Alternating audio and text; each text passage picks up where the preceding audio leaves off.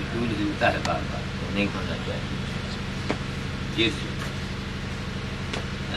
जिस बच्चिया को 1 महीने से ऊपर का दूध पिला रहे थे, इसकी माँ पिछली पूर्णमासी में ख़त्म हुई थी, बुद्ध पूर्णिमा। ये इसी मई और जून की बात है, मई जून 2011 की घटना है ये। इसकी माँ बुद्ध पूर्णिमा को मर गई थी, बच्चा देने के बाद 24 घंटे के बाद। नई लोग नहीं समझ पाए, बच्चेदानी बाहर रही थी। रामबली जी को बुला के कंपाउंडर वगैरह ऐसा बैठाए था, लेकिन उसके बाद में अंदर कोई हो गया होगा इन्फेक्शन वगैरह, मर गए। अब इनको ऊपर का दूध अब कहाँ से लाम है? 2 दिन 4 दिन तो इनको हम पिलाए, फिर चावल का मार लाते रहे, फिर नाभि में इनके घाव हुआ, फिर उसकी ड्रेसिंग करवाए। नहीं, एक से छुटकारा मिला तो दूसरे में लग गए। पूरे 1 महीने तक इस बछिया ने जो है लेटी हुई है। ये बछिया स्कूल से कहाँ है?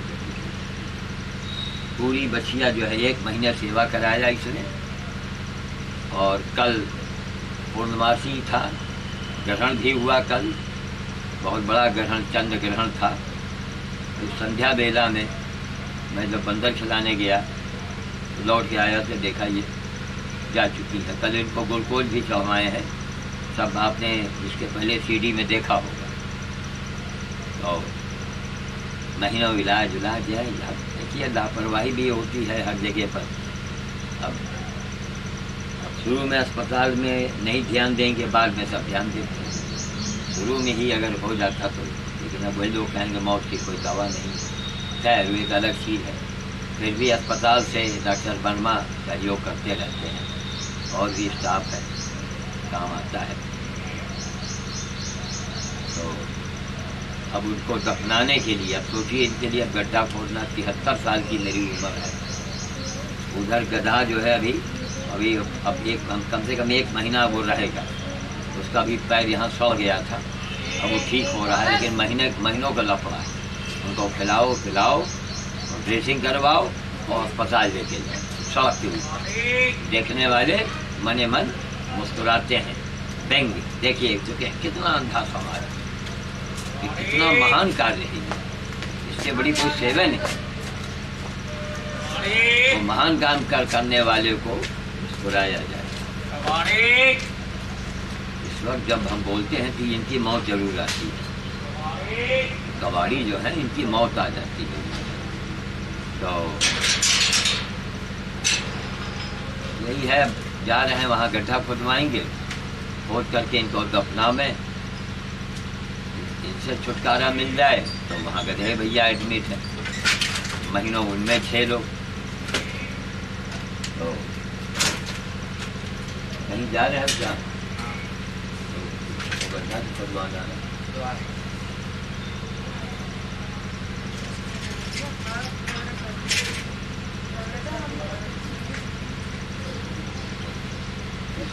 स्कूटर निकालना है क्या?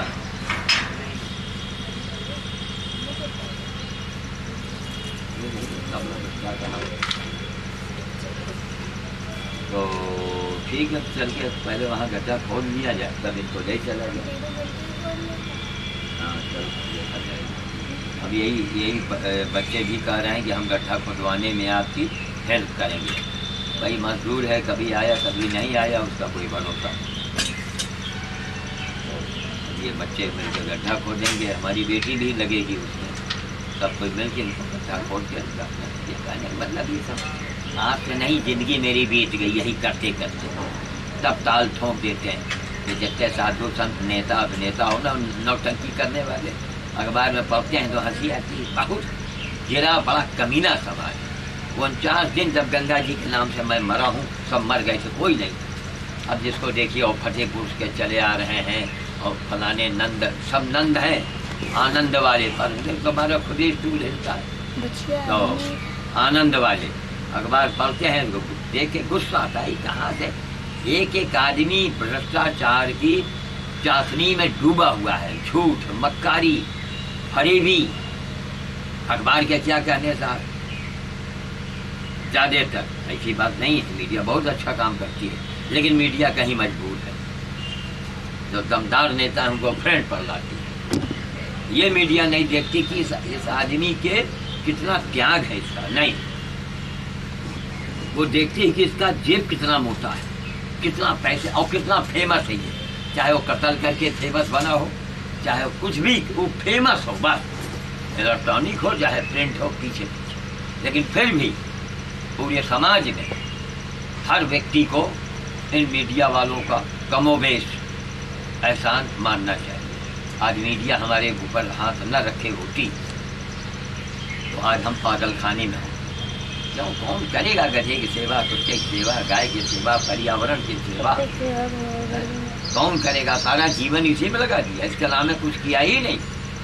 लेकिन हाँ, गर्व तो होता है कि जिस मंच पर जाते हैं वहाँ ताल ठोंक देते हैं कि आप चाहे जितने बड़े हों, नेता हो, अभिनेता हो, कोई भी हो, कुछ भी हो, चाहे आप प्रधानमंत्री ही क्यों ना हो, मुकाबला कर पाएंगे मेरा? ये लोकतंत्र है, जनता राज है। आपकी चौथी बार यह हुआ है।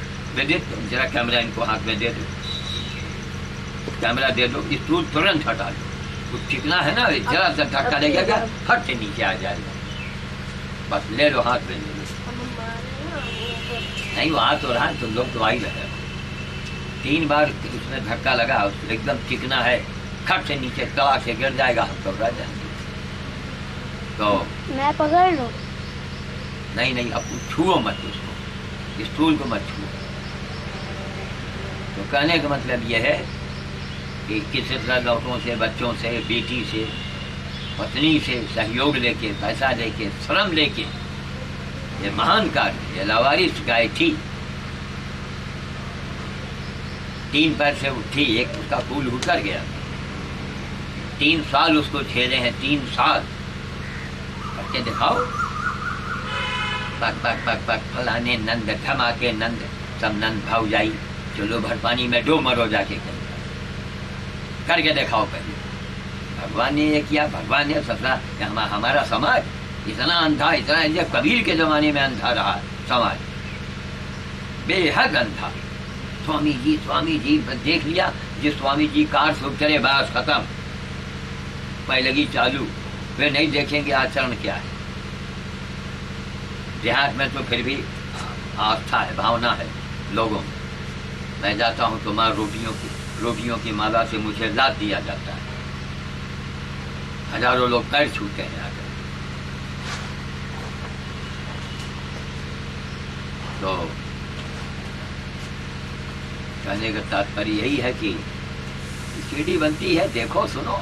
अब जितने साधु संत महात्मा ज्ञानी ध्यानी बड़े बड़े नेता जहाँ इस सीढ़ी को देखते हैं उनके अंदर चाय का पानी खौलने लगता है। क्यों? उन्होंने किया नहीं, और नहीं कुछ नहीं किया, और किया है तो नाटक किया है, और करोड़ों में खेलते हैं, लाखों में नहीं करोड़ों में। तो आपको ये थोड़ा है मलाल। एक बात बड़ी गौरतलब है, अंत में मैं कहना चाहूँगा, फिर मैं चल रहा हूँ गड्ढा खोदने के लिए, कि जैसे अगर आपको कोई कह दे कि प्रधानमंत्री, वो आपको मुख्यमंत्री बनाया जाएगा, तो हो सकता है भक्तों को हार्ट अटैक हो जाए हमारी खुशी के, है ना। लेकिन जो ज्ञानी होगा वो ये कहेगा कि हम बहुत बड़े अपराध से बच गए जो मुख्यमंत्री का पद मुझे नहीं मिला। एक एग्जाम्पल मैं दे रहा हूँ, कहिए क्यों? एक मुख्यमंत्री आप बन गई, तो जो सेंट्रल केंद्र सरकार से आता है, इतने बूचड़खाने खुलने हैं, हस्ताक्षर कीजिए, जमीन का इंतजाम कीजिए। सोचिए, कत्लखाना खुलवाने वाली सरकार, चाहे वो किसी पार्टी की हो, उसकी कितनी दुर्गति होगी मालूम है। मरने के बाद भी मैं बहुत स्पष्ट कह रहा हूँ, हित में मैं कह रहा हूँ, किसी की आलोचना नहीं कर रहा हूँ। कुछ भी था, भारत की शान बढ़ाने वाली, भारत की आन शान बढ़ाने वाली विश्व नेत्री इंदिरा जी।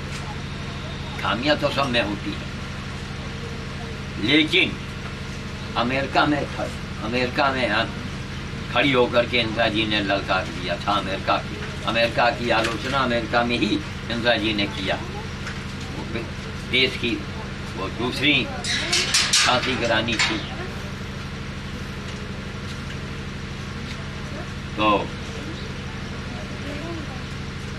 उन्होंने इतना बड़ा काम किया था, बहुत अच्छा किया, लेकिन अकाल मृत्यु मरना पड़ा। तो हम लोग कहते हैं ना मक्खनबाजी में, लेकिन शास्त्र वेद उठा के देखिए, हमारे शास्त्र वेद से बढ़ करके, हमारे भारतीय हमारी संस्कृति से बढ़ करके, हमारे दर्शन से बढ़ करके दुनिया में अगर कोई भी पुस्तक हो, कोई मुल्क हो, कोई देश हो, अल्लाह के साबित करे तो हम अपनी कला काट के वहीं कदमों में रखें। जाओ मत, मैं चल रहा हूँ, यहीं खड़े रहो। तो अकाल मृत्यु एक स्वाभाविक मौत होती है, जैसे ये बच्चा बीमार होकर मरी। तो अकाल मृत्यु मरने वाले 1000 साल तक प्रेत योनि में उनको रहना पड़ता है। तो प्रेत योनि में इंदिरा जी को रहना पड़ेगा, राजीव जी को रहना पड़ेगा प्रेत योनि में। जो नियम है अकाल मृत्यु, रण में लड़ाई चल रही है और गोली लग गई, यहाँ पर मर गया, तब आप डर गए, वो अकाल मृत्यु नहीं माने, लौटते हुए मरे आप। तो इंदिरा जी देश के लिए काम, मतलब देश के लिए काम किया उन्होंने, लेकिन लड़ाई के मैदान में नहीं मरी ना। लेकिन भारत की इंदिरा जी शान थी, मैं उनको प्रणाम करता हूँ। बहुत बड़ा देश का नाम पैदा किया। मैं बाबा रामदेव से क्यों प्रभावित हूँ? बाबा रामदेव से मैंने कई हजार गुना ज़्यादा काम किया है। बाबा रामदेव नहीं, कितने देव हैं हिंदुस्तान में अभी तक पैदा हुए हैं। किसी युग में दूसरा श्याम साधु रहा हो, जरा बता दीजिए।